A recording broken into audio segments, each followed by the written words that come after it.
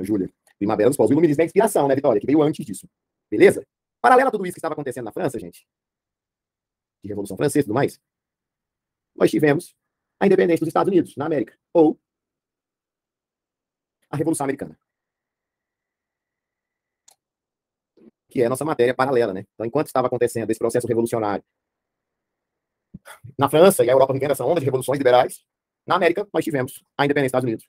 Nós tivemos a Revolução Americana. Vamos trabalhar uma definição? Só monta comigo a primeira parte rapidinho.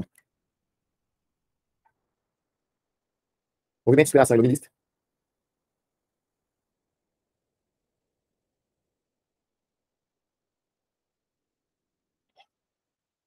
Que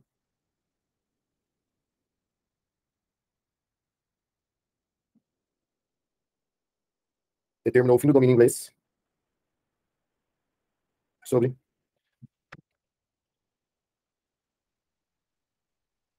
as 13 colônias americanas. Então, movimento de inspiração iluminista. Um minutinho para eu pagar essa inspiração aqui. Eu já fiz, mas ficou horroroso. Movimento de inspiração iluminista que determinou o fim do domínio inglês sobre as 3 colônias americanas. Deixa eu só pegar uma imagem aqui, só um minutinho, quem não copiou, peraí que eu já vou voltar. Deixa eu ver se eu acho ela aqui. Só um instante. Quase nunca eu acho, né, quando eu vou copiar alguma coisa aqui. Às vezes eu consigo achar, até porque vai me ajudar.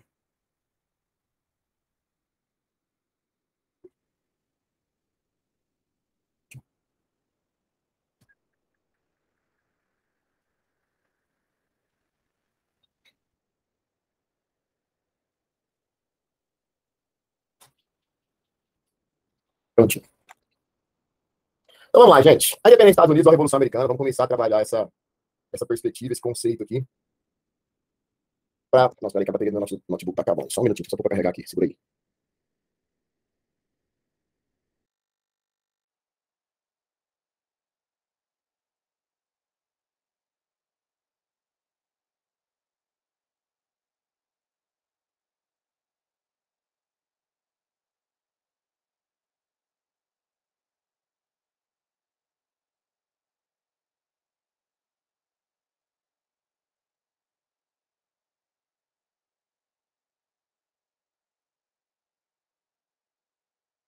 Prontinho, galera. A independência dos Estados Unidos ou a Revolução Americana, ou movimento de inspiração iluminista, assim como a Revolução Francesa, assim como a Conferência Mineira, assim como a Primavera dos Povos, que determinou o fim do domínio inglês sobre as 3 colônias da América. Lembra que o que hoje é os Estados Unidos, antes de ser Estados Unidos, chamavam 13 colônias inglesas. Essas colônias se dividiam basicamente em colônias do norte, em colônias do centro e em colônias do sul. Certo? Então, assim, quando nós falamos sobre isso lá atrás, nós estudamos a Revolução Inglesa, quando começaram as perseguições religiosas na Inglaterra, em detrimento do fim da dinastia dos Tudor, começo dos Stuart, quem não lembra disso tem que assistir essa aula, que nós já falamos sobre isso. Nós tivemos a formação, né? A primeira colônia foi a da Virgínia, e aí depois vieram a formação das outras colônias. As do sul adotavam um modelo baseado no cultivo, né? A região mais agrícola, de monocultura, o plantation, viviam mais do cultivo do algodão, grande propriedade de terra de mão de obra africana. Enquanto as colônias do centro e do norte, elas tinham pequenas propriedades, chamadas minifúndios, já desenvolveram mais a questão do artesanato, das manufaturas, inclusive a região lá que vai se industrializar primeiro, então tinha um comércio interno, já viviam aquela perspectiva da mão de obra livre, até porque, lembra, o trabalho escravo ele é interessante por um lado, interessante estou falando no sentido do colonizador, gente, pelo amor de Deus. O trabalho escravo é interessante para o sentido da produção, o escravo ele trabalha, ele produz, mas para a questão econômica, o escravo não consome, né? Então, para uma região mais vinculada ao comércio, a mão de obra escrava é prejudicial. O escravo produz, mas não compra. Então, no norte e no centro, você vai ter uma mão de obra mais livre, você tem todo um processo um pouco mais vinculado a isso.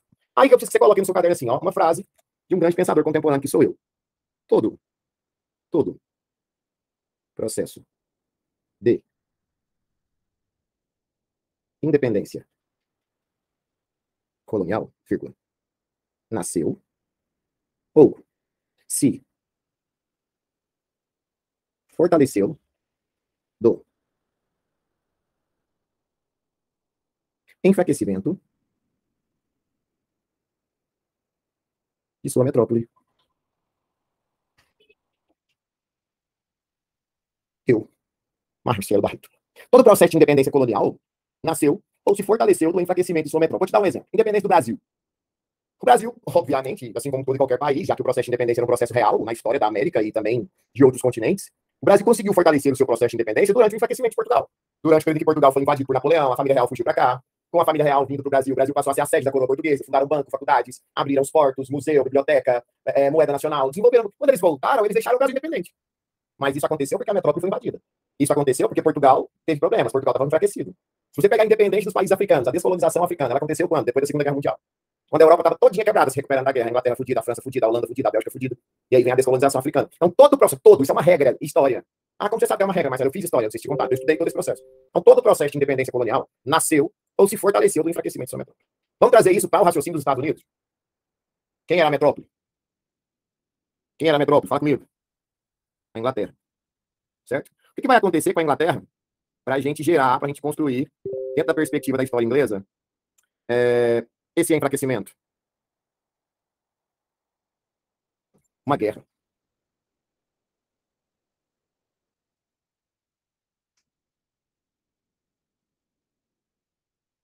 A Guerra dos Sete Anos. A Guerra dos Sete Anos.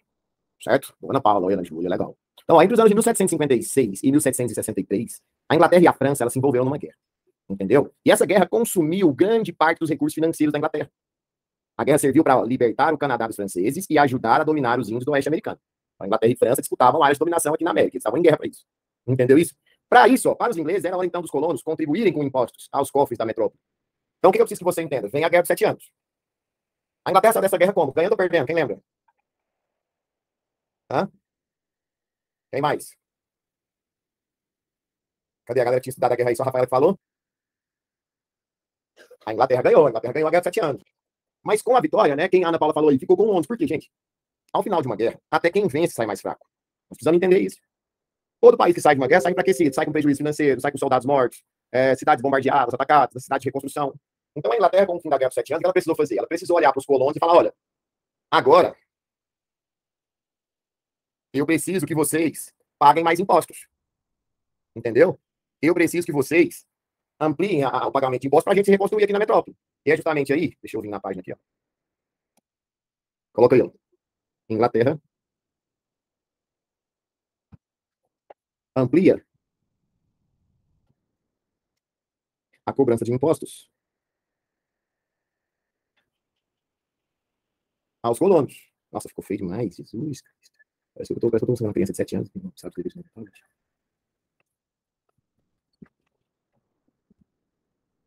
Acho que na mesma posta.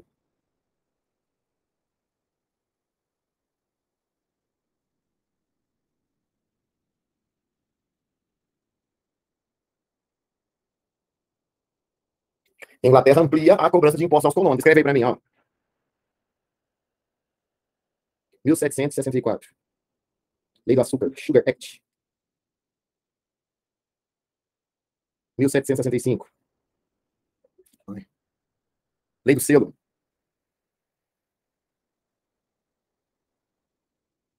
1773. Lei do Chá. Durante a Guerra dos Sete Anos, como a Inglaterra estava em guerra, o que os colonos fizeram? Eles começaram a se virar, numa tentativa tipo, né? Até então nós trazíamos o melaço para fazer o açúcar, para fazer o rum da Inglaterra. Se a Inglaterra comprava das Antilhas, se a Inglaterra comprava de não sei quem, se a Inglaterra produzia, foda-se. Como eu era uma colônia, né? Então eu tinha. O que é pacto colonial, galera? O que é pacto colonial? É o pacto que estabelece que a colônia ela precisa comercializar com a sua metrópole. Então ela não pode comercializar com outros países, ela tem que comercializar só com a metrópole. Qual era a metrópole das três colônias? A Inglaterra. Só que de repente a Inglaterra tem guerra. Entendeu? Fernando tá de boa ali, relaxando. Deixa o cara, ué. O cara jogando a fumaça pra cima. Eu confesso que eu fiquei com uma certa inveja, Fernando. Seria tipo um professor Girafales, assim, né, cara? Eu olhei pro Fernando e pensei, cara, 7 horas da noite, amanhã é feriado. Ô, vontade. Mas agorinha. Agorinha. Você me inspirou. Tá de boa, meu velho, é nóis. Então vamos lá. Pelo menos você tá de roupa, né? Já aconteceu algumas cenas bem exóticas no mundo online. Obrigado por isso. Bora lá. Então, como eu tava explicando pra vocês, como os colonos, de repente, começaram a ficar sem, não tá chegando açúcar, não tá chegando melaço, não tá chegando chá, não tá chegando mate, bora comprar de outros países.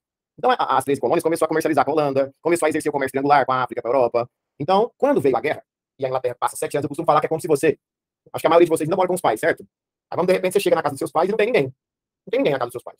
Seus pais sumiram. E aí, no outro dia não volta, no outro dia não volta. Você pensa, aí, sumiu a galera. Dependendo do seu jeito, você pensa, porra, massa, né? Agora eu que cuido dessa casa. Eu que cuido dessa casa agora. E aí, no começo, você vai lá, faz uma festa, chama todo mundo. Passa um mês, corta a energia, Rafael. Passa mais um dia, corta a água. Você olha para as roupas, tá tudo suja. E aí você vai ter que começar a trabalhar. Vai ter que começar, você vai ter que pagar a conta de energia, porque ninguém voltou. Ninguém te deu dinheiro. Você vai ter que pagar a conta de água, vai ter que lavar suas roupas, tem que fazer tudo sozinho, cara. E aí você se vira. Você chora de tristeza, de saudade. Mas a vida vai continuando. De repente, pá. Você tá ali, se virando. Não é isso? Tá bom. 7 anos depois, volta seu pai e sua mãe. 7 anos depois. Entra na casa e começa a mandar na casa de novo, como se nada tivesse acontecido. Falou, ó, você vai fazer isso, isso, isso. Mas, peraí, gente. Vocês sumiram 7 anos. Vocês me deixaram aqui na Chapada. Eu tive que começar a trabalhar para pagar essas contas. Hoje eu cuido dessa casa. Aí seu pai vira pra você e fala assim, mas a casa de quem? Seu bosta. É sua? Então me obedece, seu moleque. É essa história aqui nos Estados Unidos. Traz esse testemunho que eu te trouxe aqui para os Estados Unidos. É isso aqui, cara. 7 anos de guerra. Tá lá, o pau quebrando. Só guerra, guerra, guerra. As 13 colônias é você, o filho abandonado. Tá faltando coisa. Eu fiquei sozinho. E eu comecei a me virar. Comecei a pagar minhas contas, comecei a me organizar, criar minhas leis, organizar minha sociedade. Só que 7 anos depois meu pai voltou. E agora tá mandando em mim mais que mandava antes, cobrando imposto de mim, me proibindo de fazer as coisas. Eu vou aceitar isso? Hã? Não. Entendeu a ideia? A ideia é essa, galera. Então os colonos vão dizer, por que eu não posso comprar o Sugar Act? Eu não podia mais comprar o melaço de outros países, tinha que comprar na Inglaterra. E era mais caro. Além do selo Stamp Act. Era uma lei que dizia que nenhum tipo de acordo, negócio ou documento poderia ser assinado nas colônias sem um selo que vinha da coroa inglesa. E esse era caríssimo. Além do chá, o Tea Act, né? O mate, que era um chá muito consumido, também não podia ser compro direto da África ou direto das Antilhas. O chá deveria ser compro da Inglaterra. A Inglaterra comprava das Antilhas, a Inglaterra comprava da África e vendia para os colonos a um preço maior. Então os colonos reagiram. Escreve para mim, ó. Reações coloniais.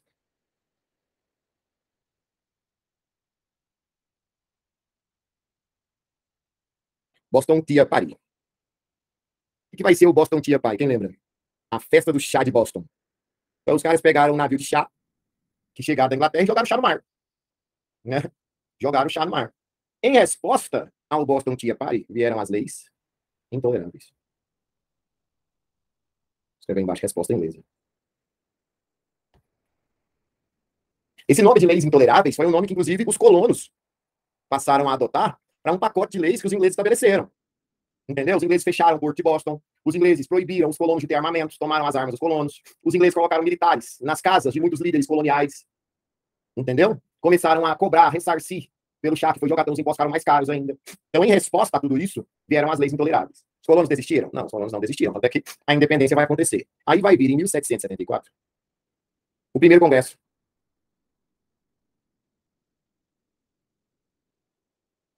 Primeiro congresso continental da Filadélfia.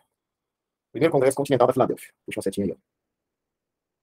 Boicote aos produtos ingleses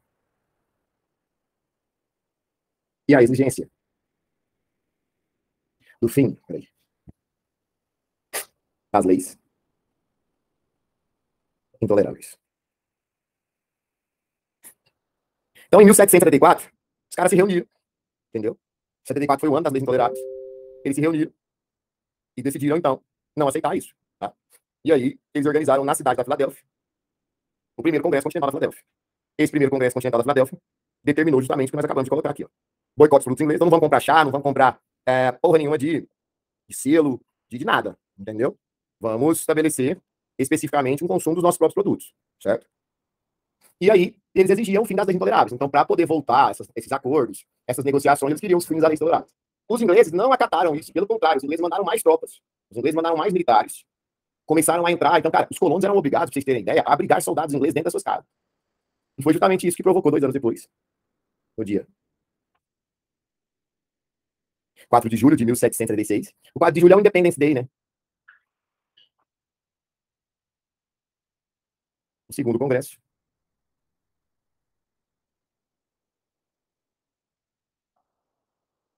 Continental da Filadélfia. Nesse segundo congresso continental da Filadélfia, deixa eu subir aqui até para a gente poder fechar, foi assinada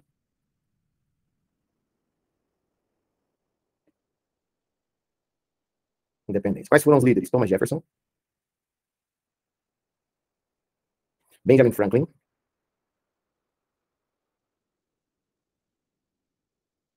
John Adams e George Washington.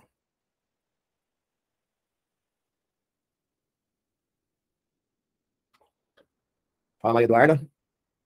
Lá no conceito, Rafaela, você copiou o conceito? Olha aqui, a primeira coisa que nós escrevemos sobre a independência dos Estados Unidos. Movimento de inspiração, o quê? Entendeu? Começamos a aula, começamos o assunto com isso. Então, vamos lá. Então, segundo Congresso Continental da Filadélfia. Então, no segundo Congresso Continental da Filadélfia, os caras vão lá e assinam a Declaração de Independência. Vai, Marcelo. Mas a Inglaterra aceitou? Eles não perguntaram se a Inglaterra aceitou ou não, gente. Entendeu? Eles não perguntaram se a Inglaterra achava isso bonito ou não. Tanto é que, vamos lá, não foi aceita pela Inglaterra. Se os colonos declaram a independência e a Inglaterra não aceita, o que você acha que vai acontecer assim? Vamos pensar comigo. Guerra.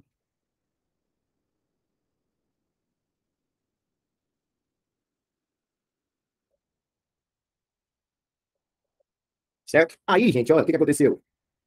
Apoio da Holanda, França,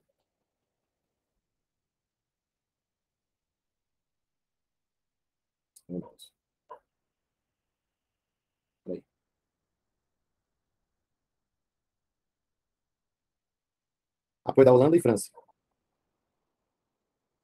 aos colonos. Holandeses e franceses enviaram tropas para ajudar as 13 colônias a lutar contra a Inglaterra. Até porque a Holanda e França, eles tinham ali vamos dizer assim, a principal concorrência com os ingleses, né? A Holanda era uma grande potência marítima também já, tinha sido colônias das Antilhas, um comércio triangular forte, e a França tinha perdido a Guerra de 7 anos, né, cara? A França estava vendo a dominação dela na América reduzir por causa da expansão inglesa. E aí vem a guerra, tá? Então houve um apoio da Holanda e da França, que todo mundo sabe, a Estátua da Liberdade é um presente francês, né, para os Estados Unidos. Os franceses depois dão presente, então teve um apoio muito forte da França, um apoio muito forte da Holanda. Até porque, como a Inglaterra era uma grande potência europeia, havia um interesse desses países em enfraquecer o poder inglês. Olha só que legal isso aqui, ó. Se Deus quisesse que a Inglaterra governasse a América, não colocaria um oceano de distância. Se Deus quisesse que a Inglaterra governasse a América, não colocaria um oceano de distância. Os estadunidenses, né, nascem os Estados Unidos, vou colocar isso aqui.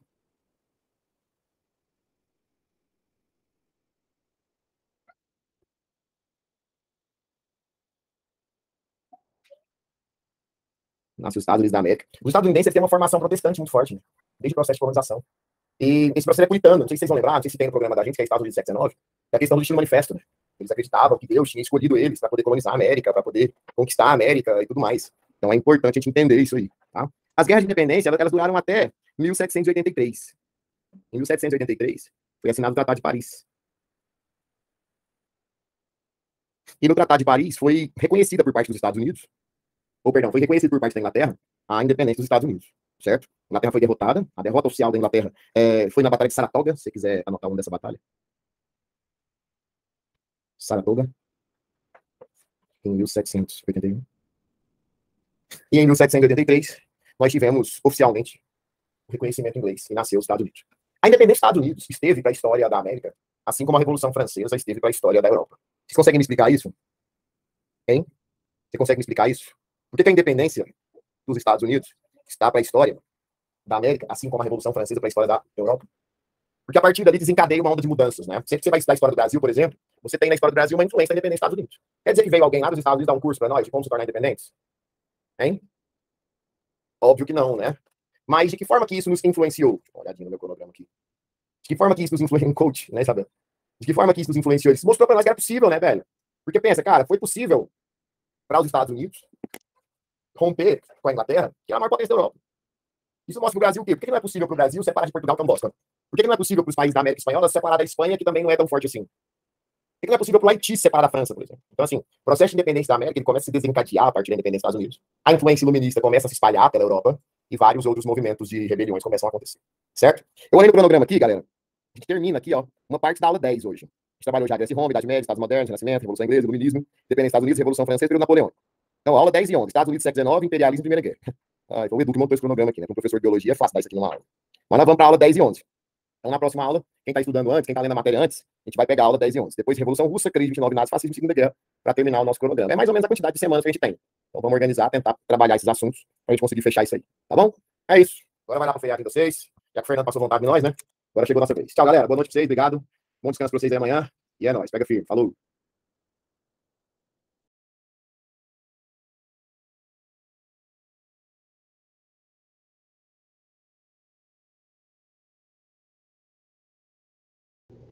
Boa noite, senhores. Boa noite.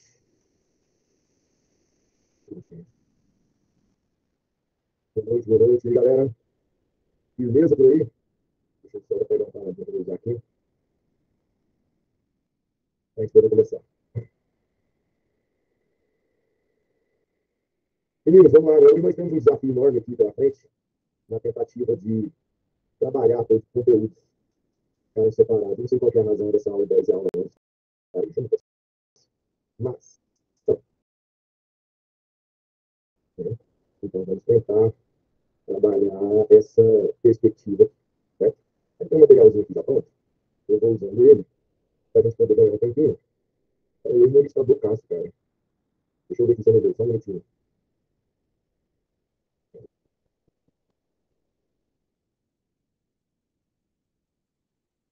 E agora? Melhorou? Zerou? É que tava no microfone da webcam, agora tá no meu microfone normal aqui. Então, tá bom. A gente precisa tentar trabalhar essa parte de Estados Unidos. Né? Na aula passada a gente trabalhou a perspectiva da independência dos Estados Unidos. E hoje trabalhar Estados Unidos século XIX, trabalhar imperialismo, na tentativa de ir expandindo essa base do conteúdo aqui. Então, assim, é importante que vocês entendam, deixa eu ver se eu tenho aqui, quem a gente trabalhou na aula passada. Aqui, ó. Esse mapinha aqui eu trabalhei com vocês na aula passada. Isso aqui era o que a gente chamava de Estados Unidos na época das 13 colônias inglesas, certo? Todo mundo tá lembrado disso? Isso aqui era os Estados Unidos na época que a gente chamava de 13 colônias inglesas. Hoje os Estados Unidos é só isso aí? Sim ou não? Em termos territoriais? Não, né? Então, o que automaticamente a gente conclui que aconteceu, né? Uma expansão territorial. A gente entende que houve um mecanismo de expansão e um processo de interiorização. E é justamente isso que a gente vai trabalhar na ideia dos Estados Unidos do século XIX. Esse expansionismo que eles chamam de a marcha para o oeste. Então, como está colocado aqui, ó, em 1776, nós tivemos a independência dos Estados Unidos. Como eu coloquei no resuminho aqui, ó, nas primeiras décadas nós tivemos algumas questões difíceis. Até porque todo país, quando se torna independente, né, ele passa a ter necessidades políticas, econômicas, constitucionais. E isso deu às 13 colônias uma série de problemas para que eles pudessem controlar seu território, cobrar impostos, definir ali as leis. Mas, de certa forma, lembra que eu comentei com vocês, a independência dos Estados Unidos ela já veio se consolidando a partir de um período em que as 13 colônias elas já tinham conquistado uma certa autonomia. As colônias do norte já tinham ali suas manufaturas, né? Então já havia aqui ó, a indústria de tecelagem, a indústria de fiação, já tinha uma certa revolução dos transportes, algumas linhas férreas. Então, assim, os Estados Unidos do século XIX já vinha trazendo um desenvolvimento que qualquer outra colônia na América comum não trazia. É importante você se lembrar, uma coisa que eu comentei na aula passada, com relação à ideia de que com os Estados Unidos do século XIX, ou perdão, nos Estados Unidos, lá no começo da colonização, eles foram uma colônia de povoamento, não de exploração. O que isso quer dizer? A galera que fugia da Inglaterra para ir morar nas colônias, né? Fugia da Inglaterra para ir viver lá. Então, de certa forma, eles transferiam tudo que eles tinham para lá. Não era como o Brasil, os caras vieram aqui para tirar para o Brasil. Os caras vieram aqui para plantar cana e fazer açúcar. Os caras só vieram para extrair o ouro. Então, isso foi gerando um certo desenvolvimento maior lá, certo? Nós tivemos a criação do barco a vapor, que é uma das grandes caracterizações do século XIX, da segunda Revolução Industrial, as linhas de ferro desde a década de 1840, e isso deu, né, aos Estados Unidos, já ali no final do século XVIII, começo do século XIX, um certo poder de atração de imigrantes. E isso foi gerando cada vez mais ida de pessoas para os Estados Unidos. Olha aí o que eu coloquei no resuminho aqui nessa parte aqui, ó. Entre os anos de 1820 e 1930, eles receberam cerca de 42 milhões de europeus nos Estados Unidos. Os Estados Unidos, de uma certa forma, eles se parecem um pouco com o Brasil, no sentido de ser um país de uma pluralidade racial muito grande. Você tem nos Estados Unidos, em algumas regiões você vê isso de uma forma mais gritante do que em outras, aqui também. Né? Se você for, por exemplo, na Bahia, no Rio Grande do Sul e em São Paulo, você vai perceber 3 configurações raciais diferentes, porque em algumas regiões você tem uma influência migratória maior e outras menores. Então você percebe que essa construção populacional em países como os Estados Unidos e o Brasil, que foram colônias que receberam muitas ondas migratórias, elas têm características parecidas. Então italianos, irlandeses, alemães, ingleses, judeus, né, europeus, asiáticos, começaram a ir para os Estados Unidos até porque, pensa, é um país novo, tinha desenvolvimento econômico, era uma colônia inglesa, né, cara? Então, tipo, a Inglaterra era a maior potência do mundo. Então, era melhor você ir para uma colônia inglesa ou portuguesa? Era melhor você ir para uma colônia inglesa ou espanhola? Né? Quais tinham mais possibilidades de crescimento? Então, isso atraía demais. E o grande objetivo era fazer a América, era construir esse país que tinha sido recém-independente, certo? Muitos desses imigrantes foram para o norte. Até porque lembra que um ponto que eu trabalhei com vocês era o ponto em que a região norte era a região mais vinculada à mão de obra livre, à mão de obra assalariada. O sul era a região já da economia ruralizada, dos latifúndios, da mão de obra escrava. Entendeu? Além do fato de que eles poderiam ali trabalhar, expressar suas religiões, viver de uma forma mais livre, viver de uma forma mais justa. E isso, qualquer coisa agora eu volto só um minutinho. E isso foi gerando, como nós colocamos aqui, cada vez mais a necessidade do território se expandir. Até porque, como eu coloquei, 42 milhões de imigrantes vai trazer uma necessidade imensa, né, gente? Tá? Isso começou a provocar a problemática dessa marcha para o oeste.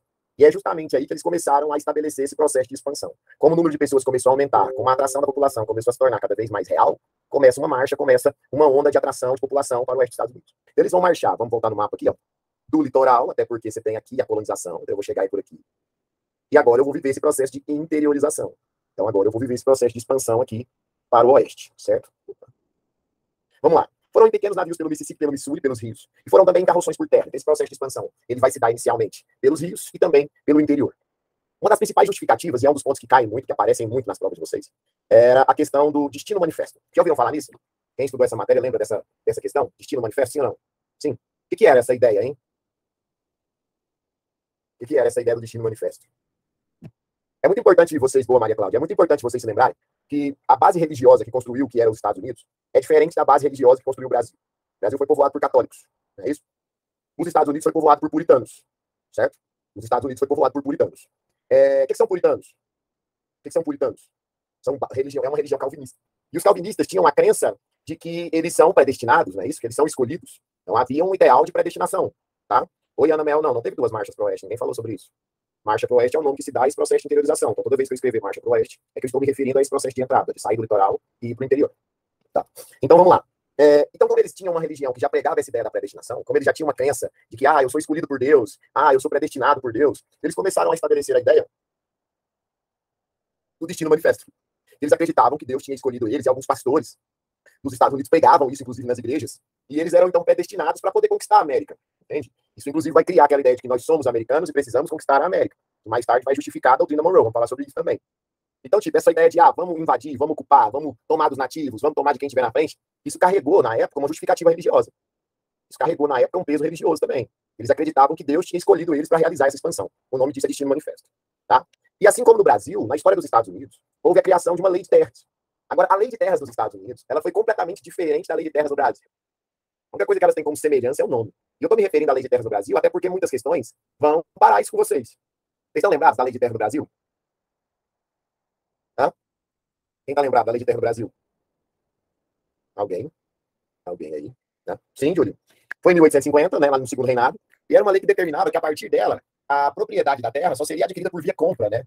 E não teriam como se adquirir minifúndios, apenas latifúndios, apenas grandes proprietários de terra. Então foi uma lei que privilegiou os mais ricos, tirando do imigrante ou do escravo liberto a possibilidade de ter terra. A lei de terra dos Estados Unidos ela vai ser pensada de forma contrária. Tá? A lei de terra dos Estados Unidos ela vai ser pensada de forma contrária. Olha só o que nós escrevemos aí no resumo. O governo cedia um lote de terra no oeste por apenas $10. É óbvio que $10 em 1800 e pouco, no século XIX, era, em termos inflacionários, um pouco mais de valor, né? Mas não era algo caro, entendeu? Seria algo barato, como eu coloquei aí embaixo. Foi uma espécie de reforma agrária. Tipo, para falar que eu não estou te dando a terra, eu estou vendendo ela baratinho. Então, vamos supor que o governo brasileiro, sei lá, decide vender lote de terra por R$1.000 hoje em dia. Ó, galera, nós vamos fazer aqui uma lei de terras, vamos pegar as regiões que ainda não estão muito habitadas, e nós vamos vender lotes lá por R$1.000. Um lote por R$1.000 de graça. Então, quem tiver condições, você vai conseguir comprar um lote. Isso vai ampliar, como foi colocado aí no resumo, o aumento de pequenos proprietários. Isso vai aumentar a oferta de alimentos, porque se você é dono de uma pequena propriedade de terra, você passa a ter condições de cultivar essa terra, você passa a ter condições de se alimentar, de comercializar o excedente. Entendeu? Com a ampliação da produção de alimentos, os alimentos são vendidos mais baratos. Então, isso diminui um pouco a pobreza, diminui um pouco a desigualdade, estimula o desenvolvimento do país. Porque, não dá para mim viver lá, a terra lá é barata. Dá para mim viver lá, eu não vou passar fome, eu vou cultivar nas terras, a minha família vai se alimentar. Então, tudo isso começou a ser uma realidade, entendeu? E aí, os Estados Unidos, deixa eu trazer só uma outra imagem para cá. Os Estados Unidos de hoje, né, que é como nós falamos, é muito maior do que era os Estados Unidos das 13 colônias, começou a viver uma fase de expansão muito grande. E essa expansão, deixa eu colocar essa parte aqui embaixo,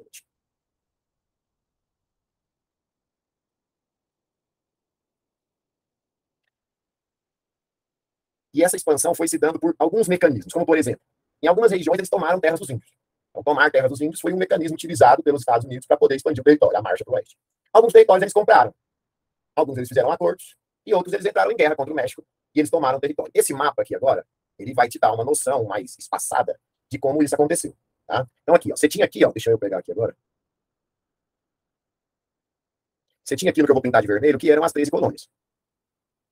Então, tudo que está aí depois é marcha para o oeste, entendeu, Ana Mel? Tudo que está aí anexado, invadido, compro, tomado, é marcha para o oeste. Tudo que expandiu de território é marcha para o oeste. Então, como eu coloquei aqui, todos esses territórios eles invadiram e tomaram dos outros? Não. Alguns eram de índios, eles tomaram, alguns eles compraram, outros eles fizeram acordos diplomáticos, outros foi através de guerras. E aí você tem territórios importantes, olha que eu coloquei aí, ó, territórios conquistados e seus preços. A Louisiana, que é a Louisiana aqui no meio, ó, adquirido junto à França. A Flórida, aqui no cantinho, ó, adquirido junto à Espanha. O Alasca, né, extremamente importante para os Estados Unidos, foi pago por $7,2 milhões. Também um território que eles tinham para adquirir junto aos espanhóis, teve um acordo muito delicado na questão do Alasca, o Oregon na costa do Pacífico. Agora, grande parte do território, nós vamos ter aqui, ó, que são as lutas contra o México. Entendeu? O México vai se tornar o grande rival, vamos pensar assim, em termos de guerra, para que haja esse expansionismo norte-americano. Tá? Esse pedacinho aqui, ó, de Chicago, né, que é a ideia do território do oeste mesmo, aqui eles ocuparam mais por uma questão de tomada de terras indígenas. Né? Então, tribos como os Yankees, Cherokees, quem já estudou um pouquinho sobre isso, vai lembrar deles trabalharem essa perspectiva aí, ok? Então, assim, a expansão, essa marcha dos Estados Unidos para o oeste, vai gerar essa necessidade de povoar esse território desse tamanho. Então, pensa, eu comprei território, eu anexei território, eu tomei território de índio. Não adianta nada eu ter esse território desse tamanho agora, tá? Não adianta nada eu ter esse território desse tamanho agora, se eu não tiver o estabelecimento de uma dominação maior sobre esse território. Então, é importante que eles estabelecessem esse processo de expansionismo. Aí, gente, nós temos a questão da lei de terras, que eu falei agora, de como a lei de terras ajudou nesse povoamento, como a lei de terras contribuiu para ajudar a povoar essas terras conquistadas, mas não foi a única coisa, entendeu? Os Estados Unidos, no século XIX, ele vai se tornar uma potência imperialista. Inclusive, um dos assuntos importantes nossos nessa aula é justamente o estabelecimento desse termo. Tá? O que é o imperialismo? É um tipo de dominação. O imperialismo é um tipo de estratégia de expansão. Okay? Qual é a diferença entre a dominação imperial e a dominação imperialista? Isso é muito importante que você aprenda. Quando um país, um povo ou uma civilização ele decide estabelecer a formação de um império, o que ele vai fazer? Ele vai formar um grande exército. E ele vai passar a estabelecer uma expansão. Ele vai passar a estabelecer uma conquista territorial. Entendeu? Eu vou pegar o meu exército e vou conquistar seu território. Vou pegar o meu exército e eu vou expandir seu território. O meu território. Eu estou formando um império. Quando a dominação ela é imperialista, essa dominação imperialista, ela está indo atrás de dominar, mas dominar o mercado consumidor. Dominar a mão de obra farta e barata, dominar as matérias-primas abundantes, dominar as riquezas naturais. Mas isso também vai fazer o país crescer. A motivação desse domínio é outro. Mas isso provoca um expansionismo. Tanto é que os Estados Unidos, motivado por essa dominação imperialista, por essa prática que começa a existir dentro das grandes potências europeias, o imperialismo praticado pelos Estados da América Latina, ele começa a olhar para os países da América Latina e a enxergar os países de uma maneira inferior. Você já viu que nos Estados Unidos eles têm a mania de falar que eles são americanos? Tipo, aqui nos Estados Unidos é a América. Como se eles fossem o continente. Por exemplo, para o estadunidense, nós não somos americanos, nós somos latinos. Eles não falam nem a expressão latino-americanos, entendeu? Não, eles são latinos. Como se isso carregasse um ar de inferioridade. Então, dentro dessa perspectiva de se achar superiores, de achar maiores, começa uma fase de expansão, começa uma fase de dominação, que foi o imperialismo. Acreditavam, como eu coloquei aí em cima, que levavam a democracia e a civilização a esses povos.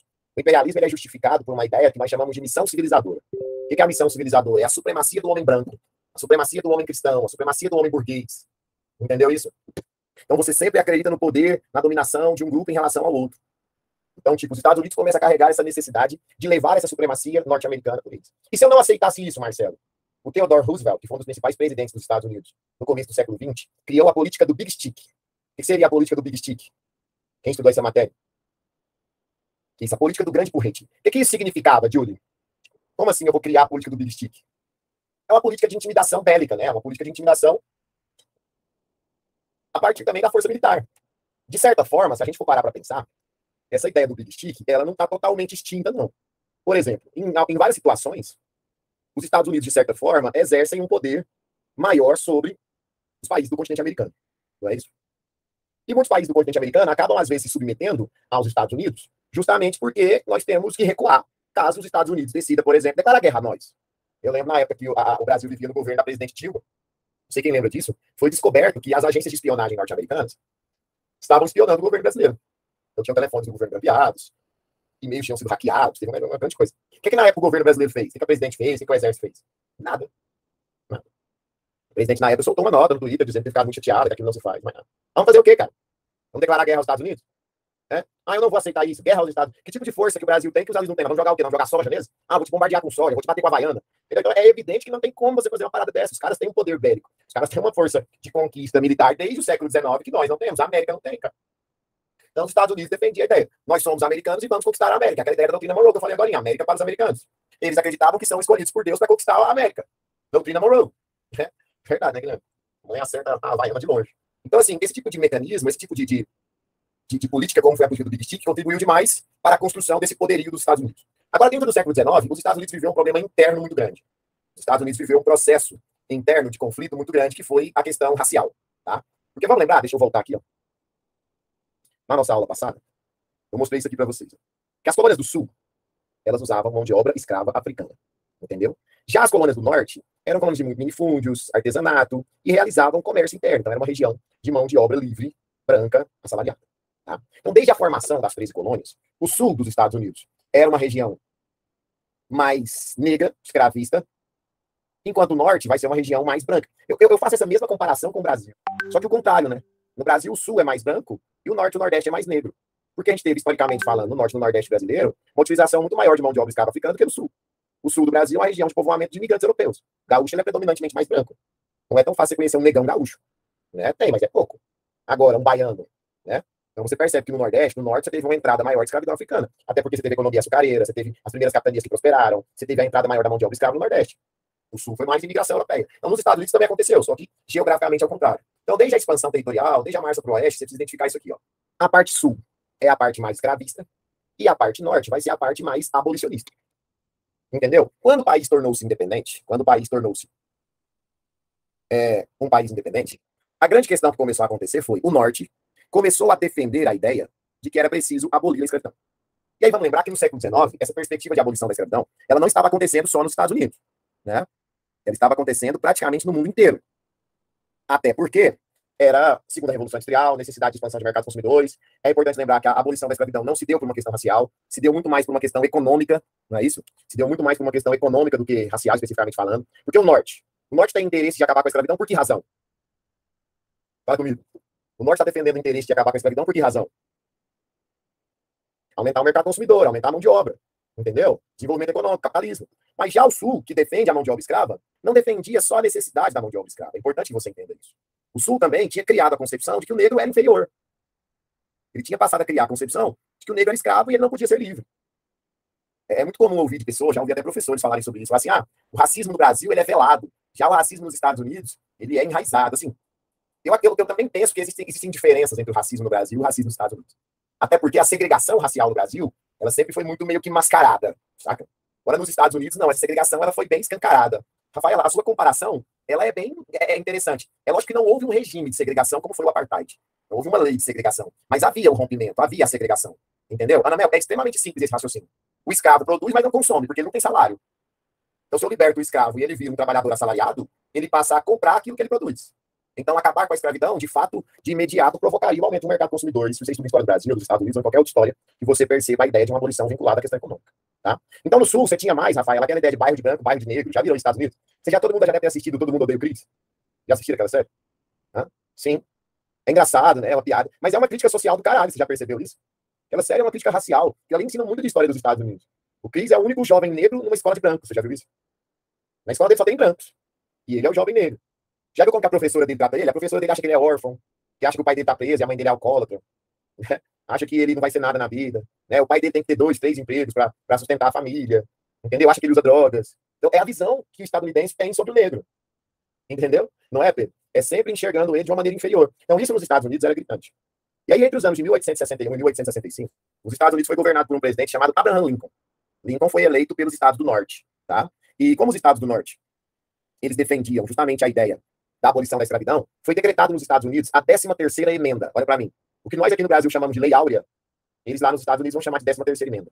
Tá? 13ª emenda seria a emenda constitucional que determinava o fim da escravidão. Tá? Então seria a 13ª emenda, seria o fim da escravidão. O Sul não vai aceitar isso. O Sul ficou puto, falou, não, nós não vamos aceitar. Então o Sul vira e fala o seguinte, né, Rafaela? Vamos separar. Nós vamos separar. Então você, Norte, vocês ficam aí com seu país livre, igual, e nós vamos continuar mantendo a escravidão, sim, e nós vamos formar um outro país, chamado Estados Confederados do Sul. Vocês estão vendo essa bandeira aqui, gente? Que é a bandeira do Sul? Essa bandeira, deixa eu até mostrar isso para vocês, que é muito importante, porque às vezes a galera que não sabe história, às vezes eles veem alguns símbolos, quer ver?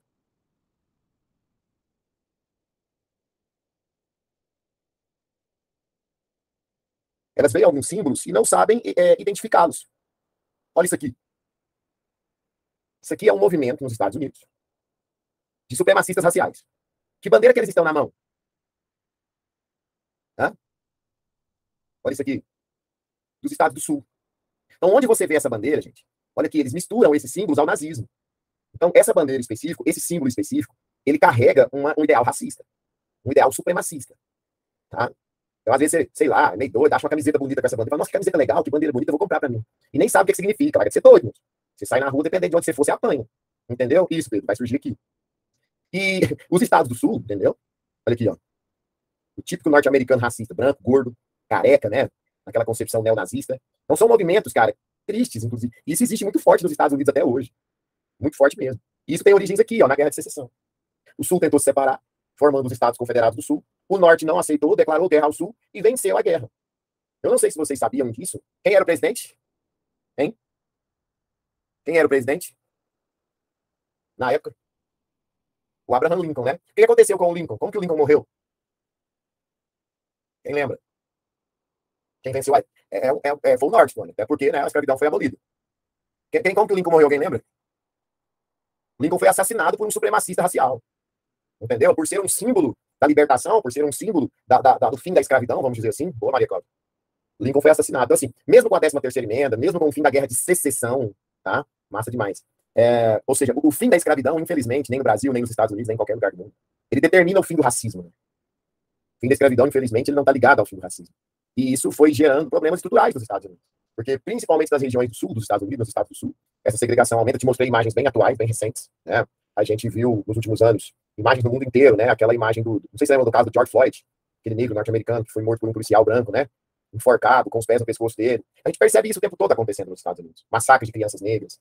E começaram a surgir movimentos, depois da Guerra de Secessão, que claramente falavam sobre a necessidade de se matar negros. Já ouviram falar na Ku Klux Klan? Olha aqui, ó. Que coisa mais estranha. A Ku Klux Klan, ela nasce justamente nesse momento da Guerra de Secessão, como uma organização de supremacistas raciais do Sul, com o objetivo de matar negros. E até hoje existe essa parada, cara. Olha aí os caras. Entendeu? E isso aí, o Pedro tem razão. Tá? Até hoje existe, tá voltando a crescer, tem ganhado adeptos, tem tido seguidores nas redes sociais. Entende? Então, assim, é algo triste, velho. É algo que, cara, porra, século XXI, né, velho? 2022, a gente vive situações tão tristes dessa forma. Então, isso é inacreditável, eu também concordo. Mas, infelizmente, a gente ainda tem que lidar com situações como essa. Então, assim, né, Isabela? Fizeram essa piada de mau gosto lá do Cuscuz Clan, achando que isso aqui é não, isso não é uma brincadeira. A gente vive num momento da história em que algumas piadas elas não cabem mais, né? Até porque não se faz piada com coisa que mata pessoas, com coisa que fere a raça, a cor, a dignidade, a vida. Então, são questões que precisam ser estabelecidas, né? É triste, mas é isso. Fechou? Entenderam aí? Então você percebe justamente essa configuração de como os Estados Unidos expandiu, como foi a marcha para o oeste. É importante você sair dessa aula minha de hoje com conceitos de destino manifesto, conceitos de doutrina Monroe e conceitos de Big Stick. Você consegue separar esses conceitos para mim? Destino manifesto, doutrina Monroe e Big Stick? Sim? Todo mundo tá tranquilo? O que era o destino manifesto? Era a crença de que eles foram predestinados por Deus para conquistar a América, né? A predestinação. E a doutrina Monroe, do James Monroe? Nós somos americanos e vamos conquistar a América. América para os americanos, certo? E o Big Stick, era o grande porrete. Não é isso? Então nós somos americanos, vamos conquistar a América, vamos explorar suas riquezas, seus mercados. E se você não aceitar, vou enfiar a mão na sua cara. Até porque eu tenho um território maior, eu tenho mais exército, e eu sou escolhido por Deus para governar essa porra. Então eles criam a ideia do Big Stick. Então são conceitos importantes nessa matéria. Caem questões demais se você for resolver exercícios sobre isso. Você vai ver que grande parte dos exercícios vão trabalhar essas temáticas com vocês, esses conceitos com vocês, ok? E aí é importante que você saia dominando isso, tá? Destino manifesto é a ideia de que eles são escolhidos predestinados por Deus para conquistar a América, para fazer a marcha para o oeste. É a ideia da predestinação divina, tá bom, Guilherme? Entendeu? Isso, cada um mostra essa ideia. É isso mesmo, Pedro. É a gente entender qual é a raiz, qual é a origem dessa ideia, que até hoje existe por parte dos Estados Unidos. Entendeu? Também, Duane, também era uma maneira de mostrar para a Europa de que aquele colonialismo europeu já tinha acabado e que os Estados Unidos não ia permitir novamente uma interferência europeia no continente, que inclusive era defendida pelo Congresso de Viena. Tá bom? Vamos lá. Aí eu quero fazer com vocês, se tiver um caderninho aí, eu quero fazer com vocês um quadrinho, que eu gosto muito de trabalhar, para o aluno aprender uma diferença básica.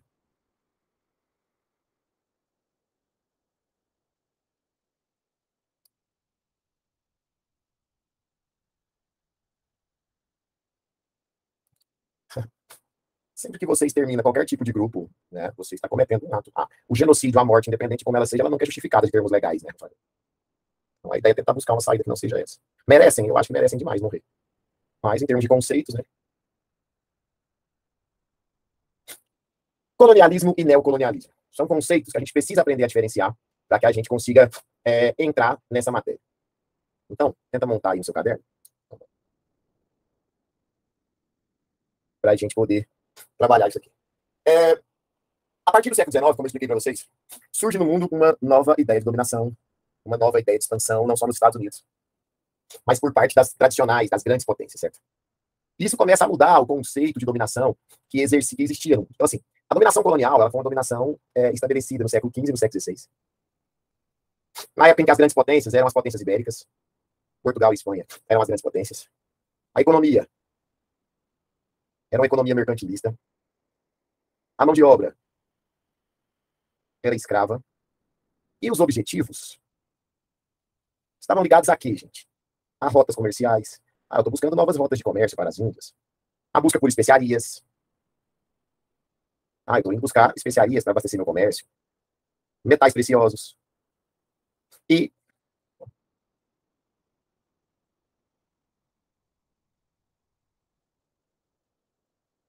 mão de obra escrava. Certo? A justificativa era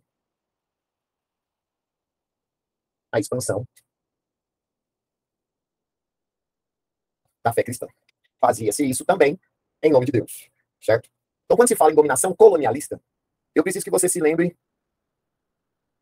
dessas características. Tá? Vamos pensar, em 1500, quando os portugueses chegaram ao Brasil. É colonialismo ou neocolonialismo? É colonialismo, né? Eles chegaram no final do século XV, começo do século XVI. As potências eram as potências ibéricas, Portugal e Espanha. O modelo de organização econômica era um modelo mercantilista, o Estado controlava a economia, a mão de obra era escrava, tanto é que eles tentaram escravizar os índios, não deu muito certo, escravizaram o africano, a escravização indígena aconteceu, mas de uma maneira mais coadjuvante, né? E os objetivos, os portugueses saíram de Portugal para navegar em busca de quê? Novas rotas de comércio, a Itália fechou o mar Mediterrâneo, eles tinham que buscar novas rotas para as Índias, busca de especiarias para abastecer o comércio nos burgos, busca de metais preciosos, mão de obra escrava, justificando tudo isso em nome de Deus. É importante a gente lembrar também do cenário vinculado à reforma protestante e à contra-reforma, né? Havia uma necessidade da Igreja Católica se expandir, se fortalecer. Lembra que haviam padres jesuítas nas caravelas buscando a expansão de dominação nesses territórios. Porque, assim, gente, justificativa para a dominação colonialista. Nós temos colonialismo, todas essas características são do colonialismo, então justificativa do colonialismo. Tá? Porque, assim, é preciso que a gente entenda o seguinte. Dentro da perspectiva do cristianismo, por favor, entenda o que eu vou falar como uma análise racional, tá? Não uma análise, uma questão religiosa ou uma crítica. Mas existe uma perspectiva dentro do cristianismo que, de certa forma, contribui muito com essa ideia de dominação. O cristianismo é uma religião que prega a ideia de que só ele salva, de que só ele dá certo, entendeu? Para a perspectiva cristã, todas as outras crenças estão erradas. Todo mundo está errado e vai para o inferno. Então, todo mundo, para o cristão, tem que ser cristão. Não é assim. Só Jesus salva, entendeu? Tanto é que você vê a perspectiva do cristão organizando as missões, né? As cruzadas, as expansões. Cara, historicamente falando, a expansão cristã ela foi responsável por muitos conflitos, por muitas guerras. Então, essa expansão da fé cristã, essa necessidade de se trazer o cristianismo para a América, que era uma necessidade muito mais do poder da igreja, né? Até porque, como eu expliquei para vocês, a igreja católica, nesse momento da história, passava por uma crise, que era a reforma protestante. Entendeu? Justamente, né, Pedro? E, boa, Isabela, fato, concordo com você. Você percebe essa ideia. Então, assim, quando eu coloco aqui, Ana Mel, a justificativa, ou seja, tipo assim, os portugueses só estão falando, estou conquistando o seu território, mas eles não falam, estou conquistando o seu território para tirar seu ouro, para escravizar seu povo. Estou conquistando o seu território para que você possa conhecer a fé de Cristo, para que você possa se converter ao cristianismo, como se a explicação para tudo isso, como se a justificativa para tudo isso fosse a expansão da cristandade. Tá? Agora vamos para o neocolonialismo, deixa eu até mudar de cor aqui. Agora você já vai para o século XIX e XX. Agora eu já vou ter como potências a Inglaterra, a Holanda, a Bélgica, a França, a Alemanha e a Itália, que tinha se recém-unificado, os Estados Unidos e o Japão. Certo? Qual que é o modelo econômico aqui agora? Qual que é o modelo econômico aqui agora? É o modelo capitalista. É muito importante a gente lembrar do contexto aqui, galera, da segunda revolução industrial. Agora eu vou explicar isso aqui. E a mão de obra? Livre e assalariada. Tá? Agora vamos entender os objetivos? Quais são os objetivos das potências neocoloniais?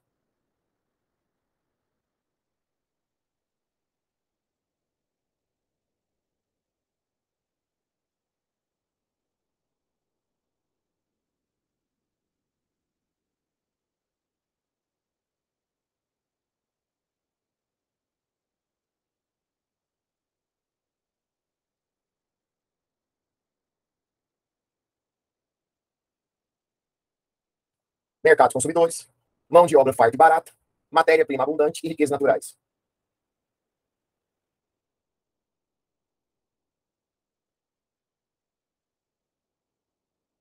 A justificativa é a missão civilizatória.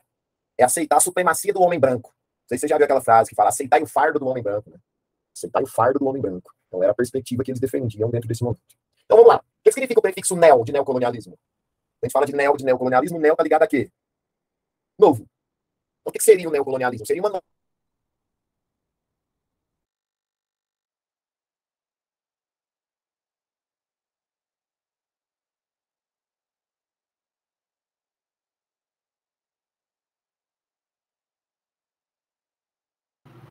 Voltou, gente? Voltou? Sim? Tá de boa? Apareceu aqui que o microfone parou de funcionar. Já voltou. Então vamos. Então, é uma nova forma de colonização, que vai começar no século XIX, vai se estender até o século XX. Hoje em dia não existe mais neocolonialismo, até porque houve o fim do modelo colonial com a descolonização afroasiática ao final da Segunda Guerra Mundial. Hoje em dia existe dominação imperialista, vou falar sobre isso aqui.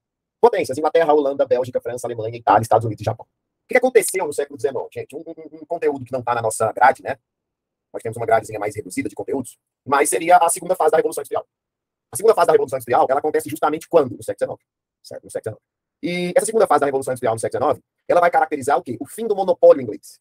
O fim do monopólio inglês. A Inglaterra, que até então tinha um monopólio sobre a indústria europeia, até porque, vamos lembrar, que na primeira Revolução Industrial nós tivemos só a Inglaterra se industrializando? Entendeu isso? Só a Inglaterra se industrializando. Nós estudamos a primeira Revolução Industrial. Nós vimos como que isso funcionava. Agora, qual era o combustível da primeira Revolução Industrial? Qual era o combustível da primeira Revolução Industrial? Quem lembra? Da primeira Revolução. Carvão mineral. Carvão mineral se extrai ou se produz? Me conta.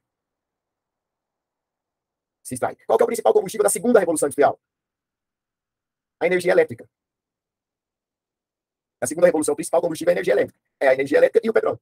Então, o principal é a energia elétrica. E por que é o principal? Porque vai ser a mais utilizada. Até porque, vamos pensar comigo, energia elétrica, ela é o quê? Se gera, né? Energia elétrica se produz. Das grandes invenções da segunda revolução industrial foi o dínamo. Alguém lembra o que era o dínamo? Hã? Dínamo, o que é um dínamo? Não. É um gerador, é um transformador de energia. Ele transforma energia mecânica em energia elétrica. Entendeu? Então, assim, por que eu estou falando isso? Com a não necessidade de uma riqueza natural para se industrializar, como agora eu posso produzir energia, como eu posso gerar energia, e a partir dessa energia gerada e não extraída eu consigo me modernizar, eu quebro o monopólio da Inglaterra. Eu quebro o monopólio de quem tem. Eu quebro o monopólio de quem tem carvão e de quem tem petróleo. Entendeu isso? É assim que funciona. E aí vários países se industrializam. Vários países. Qual é o contrário de monopólio? Concorrência. Entendeu? A segunda revolução industrial gera concorrência entre esses países. E esses países começam a disputar o quê? Mercado de consumidores. Esse país começa a disputar o quê? Mão de obra farta e barata. Vamos pensar comigo, gente, até hoje. Você nunca vai comprar, você não vai achar um tênis da Nike feito nos Estados Unidos. Você não vai comprar um tênis da Nike feito nos Estados Unidos. Onde é que ele é feito? Taiwan, China, né? Vietnã, Laos. Mão de obra barata, cara. Olha o tanto de empresa multinacional que está no Brasil. Não é? Tanto de empresa multinacional que está no Brasil. Estou aqui por quê? Mão de obra barata. Você já viu tanto de empresa multinacional que vem para o Brasil e instala a fábrica dela no interior de Goiás? Vai para Catalão, vai para Itumbiara. Porque a mão de obra no interior ela é mais barata do que a mão de obra da capital. Então, a intenção dessas grandes empresas é a exploração de mão de obra farta e barata. Matéria-prima abundante, riquezas naturais. Tá? E aí, um ponto que eu esqueci de colocar nos resuminhos, tenta achar aí. Ó. No colonialismo, qual que era a área de dominação? A América. No neocolonialismo, quais vão ser as áreas de dominação? A África e a Ásia. Certo? A África e a Ásia. E aí vem a grande pergunta, Marcelo. Neocolonialismo e imperialismo é a mesma coisa? Em termos de dominação, você vai estabelecer os mesmos objetivos. Agora, se eu exercer essa dominação em territórios ainda colonizados, tipo, a dominação de mercado, de mão de obra, de matéria-prima, que a Inglaterra e a França exerciam sobre as suas colônias na África nessa época. Era uma dominação o quê? Pensa. Se ainda é colônia, é uma dominação o quê? Qual é o termo que se usa? Neocolonial. Agora, se essa mesma dominação é sobre um país, um território já independente, por exemplo, a Inglaterra, depois dos Estados Unidos, exercem essa dominação sobre o Brasil. Tenta fechar os olhos e tirar do Brasil tudo que vem dos Estados Unidos e da China. Tudo que vem dos Estados Unidos ou da China. O que sobra? Nem nós direito, né, gente?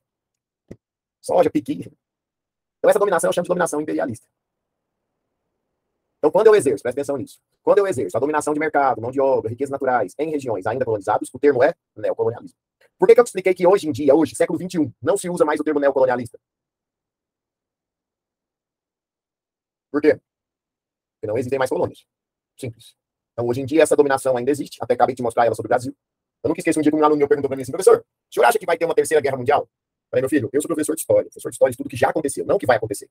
Eu não sei te falar o que vai acontecer pela frente. Eu não sei prever o futuro. Vai numa mãe de santo, vai ler a mão, jogar abusos. Quem sabe você consegue acertar uma hora o que vai acontecer pela frente. Mas ele era meio doido, sabe? Era aquele menino maluco, assim. Ele continuou insistindo na pergunta. Eu falei, não, mas fala pra mim o que o senhor acha.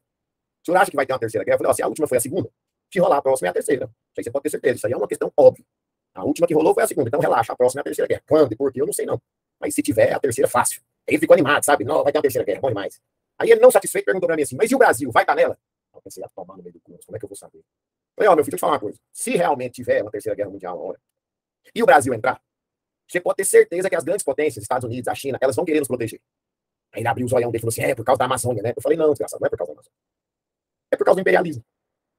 Gente, vocês já pararam pra pensar quantos milhões Estados Unidos e China devem ganhar só com o Brasil, todo dia, por dia? Vamos pensar dia, vamos pensar dia. Pensa nas grandes marcas. Nike, Microsoft, Apple. Adidas, Marlboro, Coca-Cola, McDonald's, Burger King. Fora o tanto de outras pequenas marcas que nós não conhecemos, insumos, tecnologias do campo, cara, agrotóxicos, remédios. Cara, é coisa demais, velho. Esses caras não querem que uma bomba seja jogada aqui e mate a gente, entendeu? Nós somos um grande mercado consumidor. Estados Unidos e China olham para o Brasil e vem um shopping gigante de pessoas que estão deixando eles ricos. Essa dominação se chama imperialista. E essas disputas vão gerar uma guerra, a gente vai chamar de Primeira Guerra Mundial. É a matéria da nossa próxima aula, tá? Próxima aula, Primeira Guerra Mundial e Revolução Russa. Tá? Dê uma estudadinha nisso, eu vou trabalhar esses dois conteúdos com vocês, ok? Obrigado mais uma vez, beijos. Tamo junto, é nóis, tá chegando, a prova, vai estudar. Qualquer coisa nós estamos por aqui. É nóis, tchau, galera. Tamo junto, valeu.